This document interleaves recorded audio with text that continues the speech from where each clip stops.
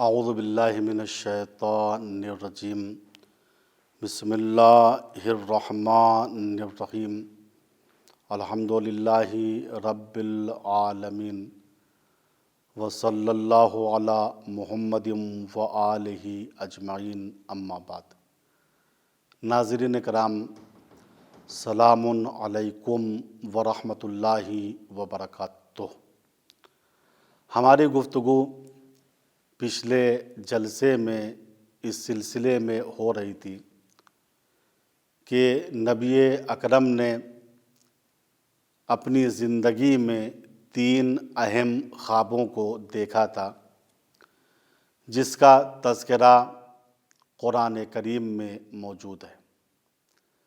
پہلا خواب آپ نے جنگ بدر کے موقع پر دیکھا تھا کہ کفار کا لشکر قلیل تعداد میں حملہ کرنے کے لیے مکے سے مدینہ آیا ہوا ہے۔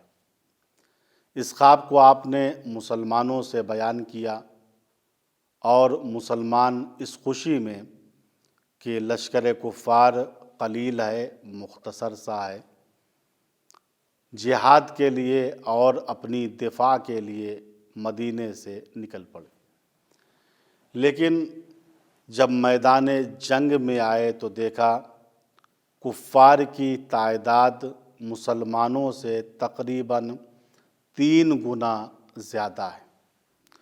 چونکہ خواب حقیقت کو دکھاتا ہے، خواہ کفار کی تعداد مسلمانوں سے 3 گنا زیادہ تھی، لیکن چونکہ ان کے اندر قوت ایمان نہیں تھی، چونکہ ان کے اندر جذبہ شہادت نہیں تھا، لہٰذا وہ 313 مسلمانوں کے مقابلے میں ضعیف اور ناتوان تھے۔ اور اسی کو اللہ نے کہا، ہم نے خواب میں لشکر کفار کو قلیل کر کے اس لیے دکھایا تاکہ تم لوگ آرام و اطمینان سے میدان جنگ میں آ جاؤ۔ اور اگر اللہ تعالیٰ لشکر کفار کو زیادہ کر کے خواب میں دکھاتا تو تم سست پڑ جاتے اور آپس میں لڑائی اور جھگڑا کرنے لگتے۔ یہ ہے پیغمبر اسلام کا پہلا خواب۔ پیغمبر اسلام کے دوسرے خواب کا تذکرہ اس طریقے سے سورہ فتح میں ہوا ہے، اور میں پہلے اس کا خلاصہ بیان کر دوں۔ ہوا یہ تھا کہ ہجرت کے 6 سال اللہ کے پیغمبر نے ایک خواب دیکھا۔ خواب یہ تھا کہ میں مسلمانوں کے ساتھ مدینے سے نکلا اور مکے میں داخل ہوا، اور میں نے اور مسلمانوں نے عمرہ انجام دیا، خانہ خدا کا طواف کیا، اور اس کے بعد بعض لوگوں نے اپنے سر کو منڈایا اور بعض لوگوں نے اپنے بالوں کو چھوٹا کیا۔ یہ عمرے کے بعد اور عمرے کے ساتھ جو ہے ایک عمل ہے جسے عمل تقصیر کہتے ہیں۔ غرض حضور پاک نے خواب میں یہ دیکھا کہ میں اپنے اصحاب کے ساتھ مکے میں داخل ہوا، درا حالانکہ بعض صحابی عمرے میں اپنے سر کو منڈائے ہوئے ہیں اور بعض صحابی تقصیر کے فعل کو انجام دیے ہوئے ہیں، یعنی بالوں کو انہوں نے منڈوایا نہیں ہے بلکہ چھوٹا کروا لیا ہے یا چھوٹا کر لیا ہے۔ اس خواب کو جب حضور پاک نے اپنے اصحاب سے بیان کیا تو اصحاب بہت خوش ہو گئے۔ کہا یا رسول اللہ، یہ تو ہماری دلی تمنا ہے کہ ہم مکے میں داخل ہوں، عمرہ انجام دیں، خانہ خدا کا طواف کریں، بالخصوص جو مہاجر تھے، جو مکے سے مدینے ہجرت کر کے آئے تھے، 5 سال تقریباً گزر گئے تھے، انہوں نے اپنے وطن کا منہ نہیں دیکھا تھا۔ وہ سب سے زیادہ خوشحال تھے۔ چلو، رسول کو خواب میں یہ دکھایا گیا ہے کہ ہم عنقریب مکے میں داخل ہو جائیں گے، اپنے گھروں کو پہنچ جائیں گے، خانہ خدا کا طواف بھی کریں گے اور فعل عمرے کو بھی انجام دیں گے۔ تاریخ کہتی ہے اس خواب کے بعد رسول اسلام کے ساتھ 1400 مسلمان مدینے سے مکے کی طرف عمرے کی غرض سے روانہ ہوئے۔ جب یہ قافلہ مکے کے قریب حدیبیہ کی جگہ پر، حدیبیہ کی منزل پر پہنچتا ہے تو رسول اسلام نے اصحاب کو حکم دیا کہ تم سب کے سب یہیں قیام کرو۔ اور ادھر جب کفار مکے کو اس بات کی خبر ہوئی کہ رسول اسلام مکے میں داخل ہونا چاہ رہے ہیں تو انہوں نے مکے کے سارے راستوں کو مسدود کر دیا، بند کر دیا، اور وہ جنگ کے لیے آمادہ اور تیار ہو گئے۔ ان میں سے بعض لوگ رسول اسلام کے پاس آئے اور پوچھا، آپ کا ارادہ کیا ہے؟ کیا آپ مکہ فتح کرنا چاہتے ہیں؟ آپ ہم سے جنگ کرنا چاہتے ہیں؟ رسول اسلام نے کہا، ہم فی الحال جنگ کی غرض سے نہیں آئے ہیں۔ ہمارا اور مسلمانوں کا مقصد صرف یہ ہے کہ ہم مکے کے اندر داخل ہوں اور داخل ہونے کے بعد عمرے کو انجام دیں۔ لیکن کفار قریش قانے نہیں ہوئے، انہیں جنگ کا خطرہ لاحق تھا، لہٰذا انہوں نے کہا یہ اس سال تو ممکن نہیں ہے کہ آپ مکے کے اندر داخل ہو سکیں۔ لہٰذا رسول اسلام نے کہا، پھر تم کیا چاہتے ہو؟ کفار قریش نے کہا، ہم چند امور پر صلح کرنا چاہتے ہیں۔ حضور پاک نے کہا، کوئی بات نہیں ہے، ہم صلح کے لیے آمادہ اور تیار ہیں۔ صلح کی شرطیں لکھی جانے لگیں۔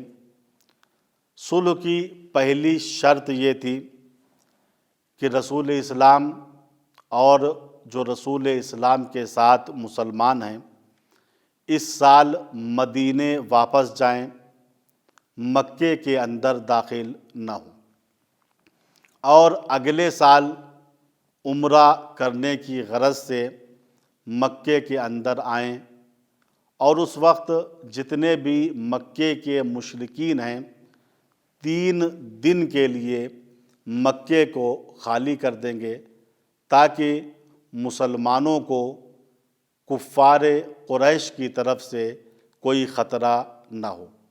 یہ ہے صلح کی پہلی شرط۔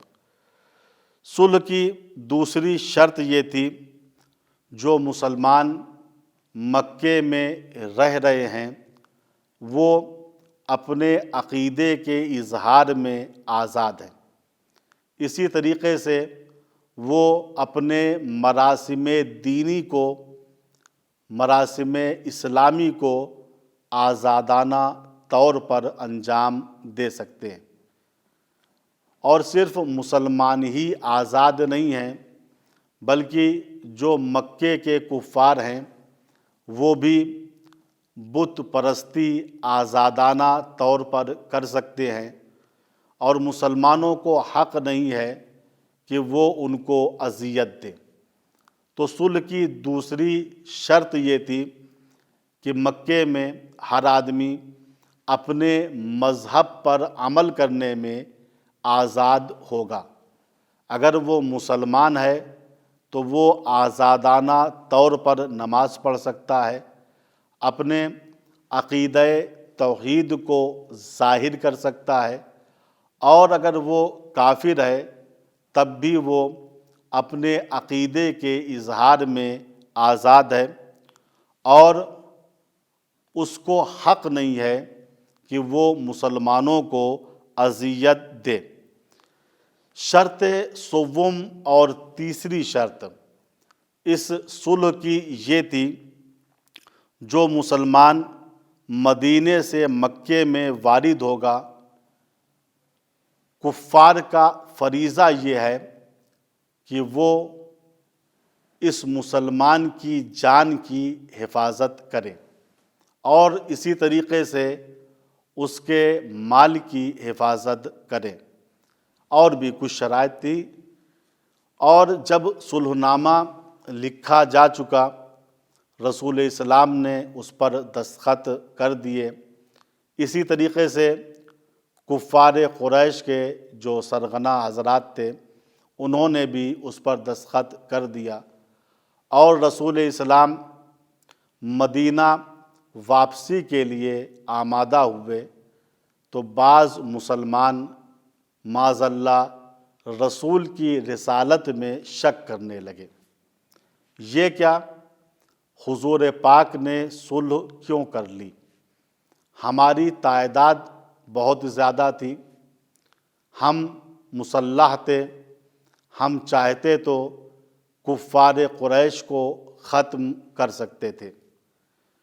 یہ رسول اسلام نے کیا کیا؟ درا حالانکہ رسول اسلام نے ہم سے یہ کہا تھا کہ میں نے خواب میں دیکھا ہے کہ مسلمانوں کے ساتھ میں مکے میں داخل ہوا، اور میں نے اور تمام مسلمانوں نے فعل عمرے کو انجام دیا۔ بعض لوگ کہنے لگے بطور طنز، اینا روین نبی، بھیا نبی کے خواب کا کیا ہوا؟ نبی نے تو یہ کہا تھا کہ میں نے خواب میں دیکھا ہے، اور یہ دیکھا ہے کہ میں بھی مکے میں داخل ہوا اور مسلمان بھی مکے میں داخل ہوئے۔ دیکھیے، حضور پاک نے یہ بتایا تھا کہ میں نے خواب میں یہ دیکھا ہے کہ میں مسلمانوں کے ساتھ مکے میں داخل ہوا، لیکن آپ نے یہ نہیں کہا تھا کہ ہم اسی سال مکے میں داخل ہوں گے اور فعل عمرے کو انجام دیں گے۔ میں نے بارہا اس جملے کو اپنے ناظرین کرام کے حوالے کیا ہے کہ خواب کبھی ایک دن میں ظاہر ہوتا ہے، کبھی ایک سال میں خواب کی تعبیر ملتی ہے، اور کبھی خواب کی تعبیر 40 اور 50 سال کے بعد واقع ہوتی ہے۔ لہٰذا رسول نے خواب دیکھا، لیکن یہ نہیں کہا آپ نے کہ ہم لوگ اسی سال مکے میں داخل ہوں گے۔ اس سال زمینہ فراہم ہوا اور آپ نے صلح کر لی، اور دوسرے سال آپ تمام مسلمانوں کے ساتھ حج بیت اللہ کو گئے، اور آپ نے فعل عمرہ کو انجام دیا۔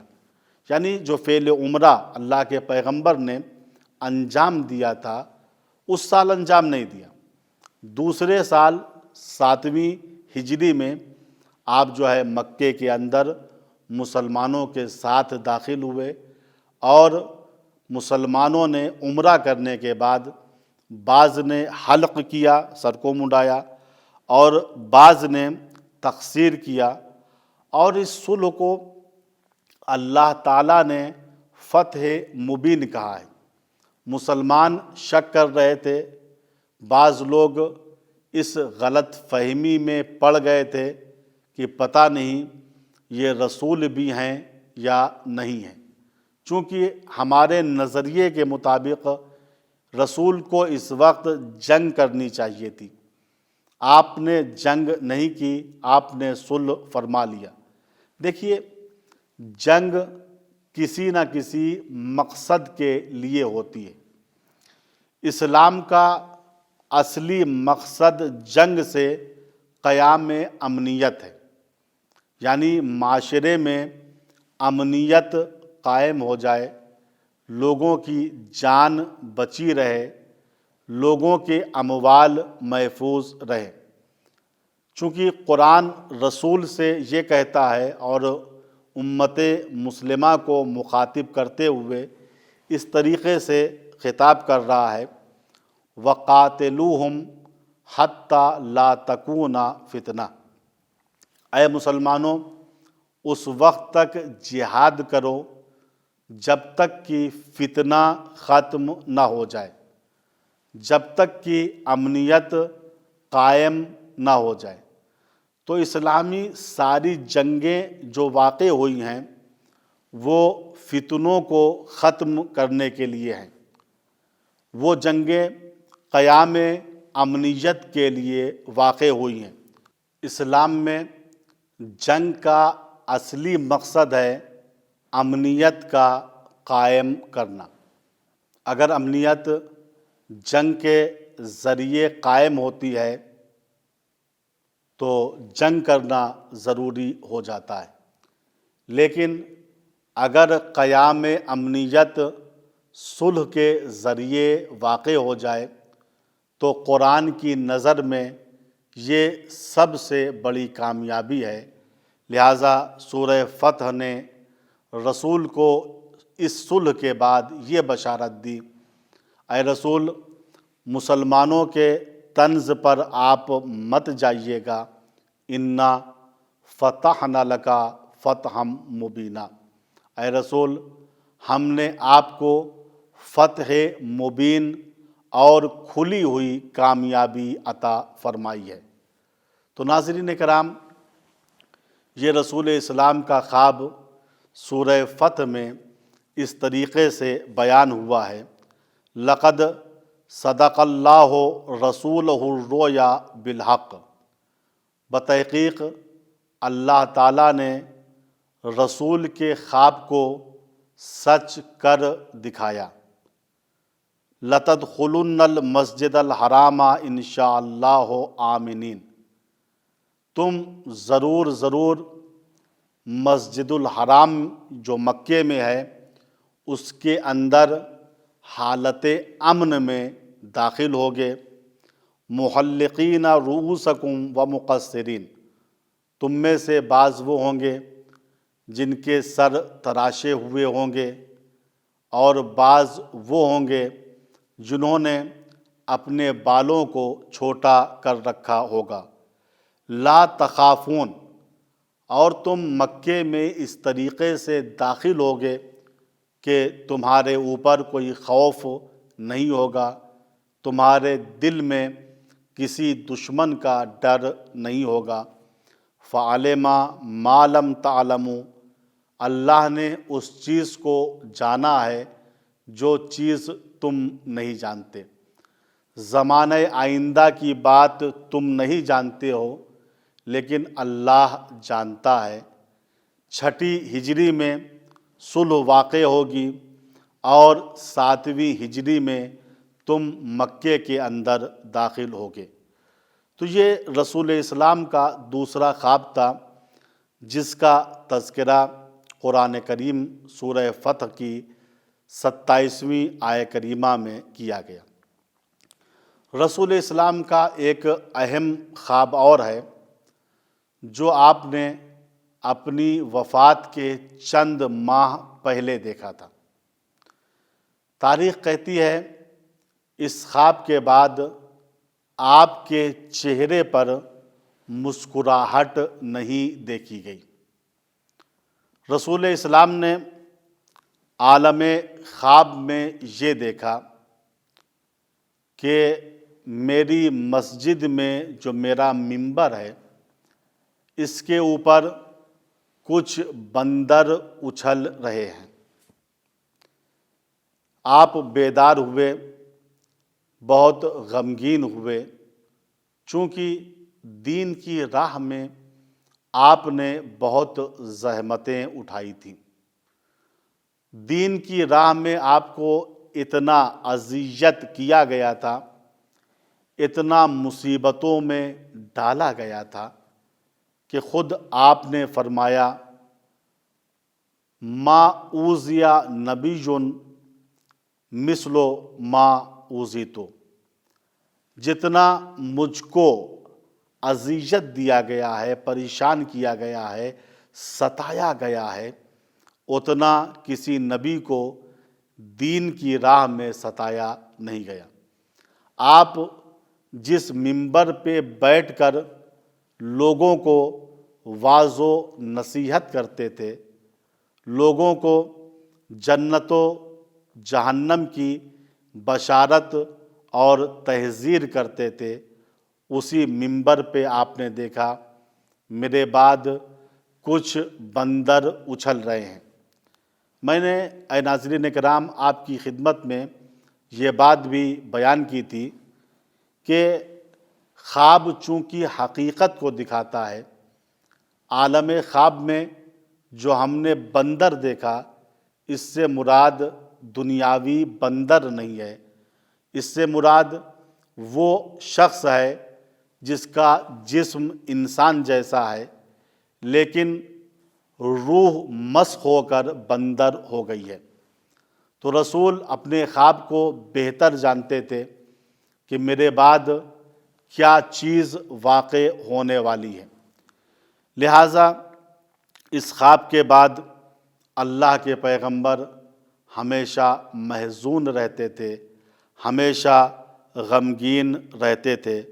چنانچہ سورہ اسراء میں اس خواب کا ذکر اس طریقے سے ہوا ہے وَإِذْ قُلْنَا لَكَ إِنَّ رَبَّكَ أَحَاطَ بِالنَّاسِ، اے رسول جب کہ آپ کے پروردگار نے آپ سے یہ بات کہہ دی ہے کہ اللہ تعالیٰ لوگوں کے حالات کا احاطہ کیے ہوئے ہے، لوگوں کے آنے والے حالات کو اللہ تعالیٰ جانتا ہے۔ وَمَا جَعَلْنَا الرُّؤْيَا الَّتِي أَرَيْنَاكَ إِلَّا فِتْنَةً لِلنَّاسِ، اے رسول جو میں نے آپ کو خواب دکھلایا ہے، یعنی جو رسول نے خواب میں دیکھا میرے بعد میرے منبر پر بندر اچھل رہے ہیں، اے رسول جو خواب ہم نے آپ کو دکھلایا ہے یہ جز فتنے اور آزمائش کے کچھ بھی نہیں ہے۔ وَالشَّجَرَةَ الْمَلْعُونَةَ فِي الْقُرْآنِ، اور اسی طریقے سے جس شجرے پر قرآن میں لعنت کی گئی ہے وہ بھی لوگوں کی آزمائش کا سبب ہے۔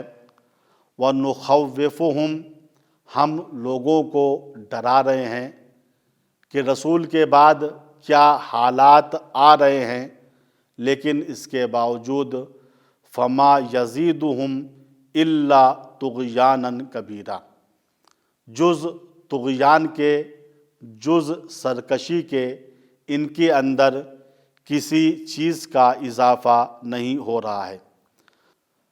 فخر الدین رازی اپنی تفسیر کبیر میں، اسی طریقے سے جلال الدین سیوطی اپنی تفسیر در منصور میں ابن مردویہ سے روایت نقل کرتے ہیں کہ زوجہ نبی عائشہ نے مروان کو مخاطب کرتے ہوئے کہا کہ میں نے خود اپنے ان کانوں سے سنا ہے کہ حضور پاک نے تجھ پر اور تیرے پورے خاندان پر لعنت کی ہے۔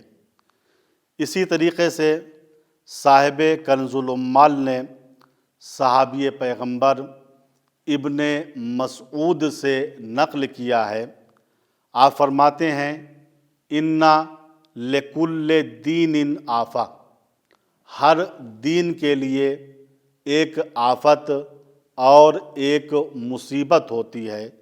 و آفت و حاض الدین بنو امیہ، اور اس دین کی آفت کا نام، اس دین کی مصیبت کا نام بنی امیہ ہے۔ لہٰذا بنی امیہ سے ہمدردی کا اظہار کرنا، بالخصوص جس نے جوانان جنت کے سردار کو شہید کیا، یزید ملعون، اس کو رضی اللہ کہنا، یہ قرآن کے بھی خلاف ہے، یہ حدیث کے بھی خلاف ہے۔ قرآن نے شجرہ ملعونہ کے ضمن میں بنی امیہ کے پورے خاندان پر لعنت کی ہے۔ ہمارا فریضہ یہ ہے، جس پر قرآن نے لعنت کی ہے اور جس کو خدا نے اپنی رحمت سے دور فرمایا ہے، ہم اس سے دور رہیں، اور جس کو قرآن نے اپنی رضایت کی سند دی ہے، ہم اس کو رضی اللہ بھی کہیں اور ہم اس سے راضی بھی رہیں۔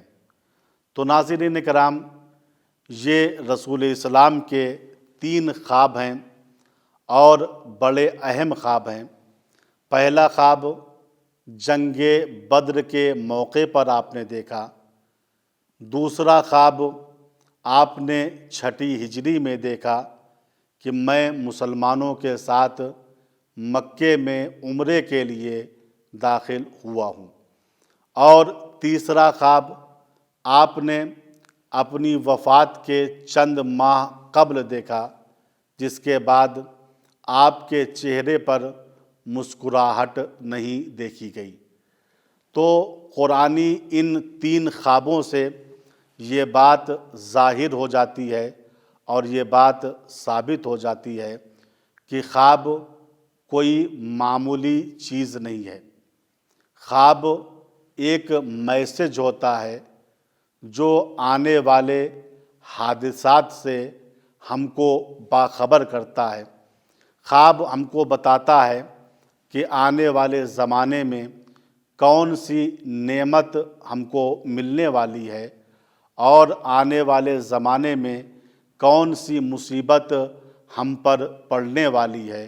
لہٰذا ہم بے تفاوت ہو کر خواب کی دنیا سے آگے نہیں بڑھ سکتے ہیں۔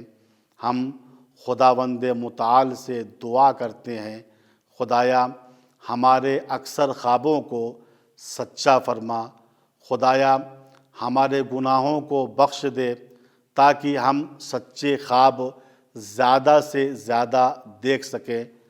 وآخر دعوانا ان الحمد للہ رب العالمین، والسلام علیکم ورحمۃ اللہ وبرکاتہ۔